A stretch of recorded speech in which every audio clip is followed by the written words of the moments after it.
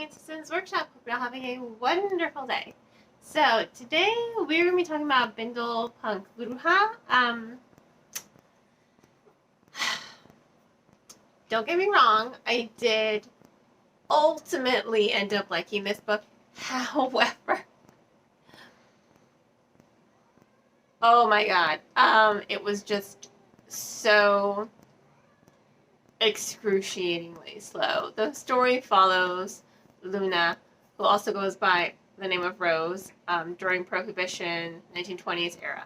She works during the day as a newspaper writer, doing fluff pieces because she's a woman, so that's really all that she's allowed to do. And at night, she works at a speakeasy in the hopes of earning enough money to open up her own speakeasy.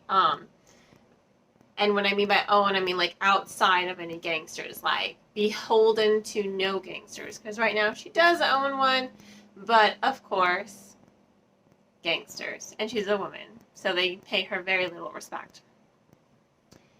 She's also a bruja. I wanted so much more of that aspect of the story. I picked up the book, it was in the fantasy section, although, to be perfectly honest, I think I would put it more in the fiction section, because there really isn't a lot of fantasy to it. I guess you could classify it as urban fantasy, but there's very little of the magic in the story, and when I picked up the book, that's why I picked it up. I wanted the magic. I wanted that stuff. And I got very, very little of that, which was kind of boring. Don't get me wrong, the story was interesting. She's a fierce Latina woman. She uses her light skin privilege to her advantage. And it does create this barrier between her and her brother, her half-brother, who looks very Hispanic. He's got that dark skin. So there is this barrier between her and her brother, even though they love one another. You see that familial tension, and you see the things that they have to go through, and they don't always see what the other person goes through. So when they become more aware, there is a lot of character development there, and there is a lot of story development there. You also have the fact that her gift, because magic is separated into branches, is the gift of charm. So she's very good at getting lots of sugar daddies. She doesn't really want an actual relationship because she always has this doubt. Do they love me? Do they want me because they want me? Or is it my magic taking effect? Because she doesn't always have a lot of control over it. I wanted a little bit more of that aspect of the story, her learning to control her magic, her coming to terms with her magic. But by the time the story starts, she's already kind of given up on growing her magic and just doing what she can with it to give herself more advantages in life. So there is character development there, don't get me wrong, there is some story development, but there's no magic, there's very little of it, and that's why I wanted this book. So I feel like it being in the fantasy section of the bookstore is a little bit misleading, because it's really story oriented. The pace is unfortunately really slow, and I said that already. The chapters are so long. Normally the length of a chapter doesn't really bother me. I pay it no mind. Some of my favorite authors do very long chapters.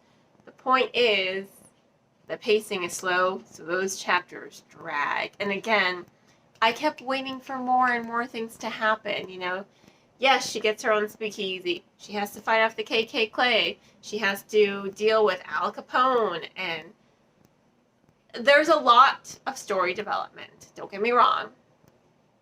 But like I said, the magic development just isn't there until chapter 19. Until the last quarter of the book. Yes, chapter 19 starts the last quarter of the book. That's how long these chapters are.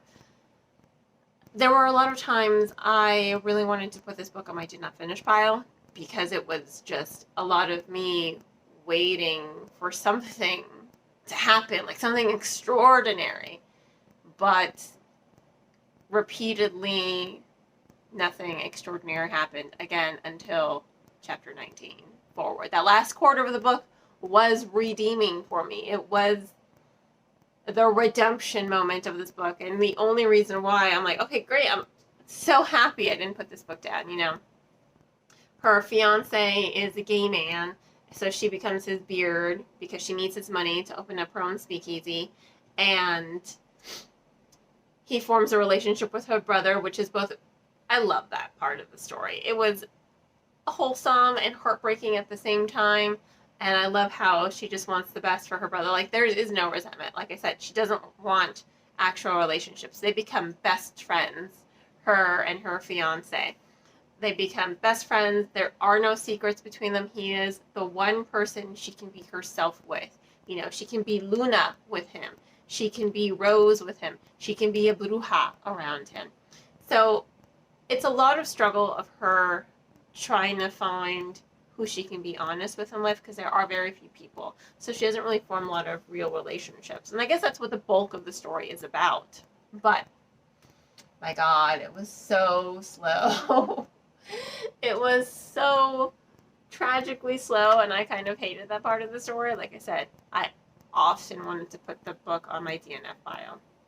I really did, because I was just like, I just can't. But I stuck through with it. Last quarter of the book did redeem it, so I am happy I read it. But again, I just wanted way more magic than there actually was in the story. I wanted her to really start using her magic early on, not the last quarter of the book. So, ultimately, I do have to give this book 4 out of 5 stars. Nothing more than that, unfortunately. I mean, not 4. Sorry. 3. This book gets 3 out of 5 stars, and nothing more than that. It was a bit hard to get through, but ultimately it was okay. You know, not the best book out there. Somewhat misleading, but it was okay. So, 3 out of 5 stars. If you want to go ahead and check out the book yourself, I will include links in the description below on where you can purchase this book. And on that note, I hope you all will continue to support me here by liking this video, subscribing to the channel, and sharing it with all your book loving friends. You can also become a supporter on Buy Me Coffee, Ko-fi, Patreon, by purchasing one of my handmade candles, or by following any of my social media platforms. I hope you all have a wonderful rest of your day, and as always, happy reading.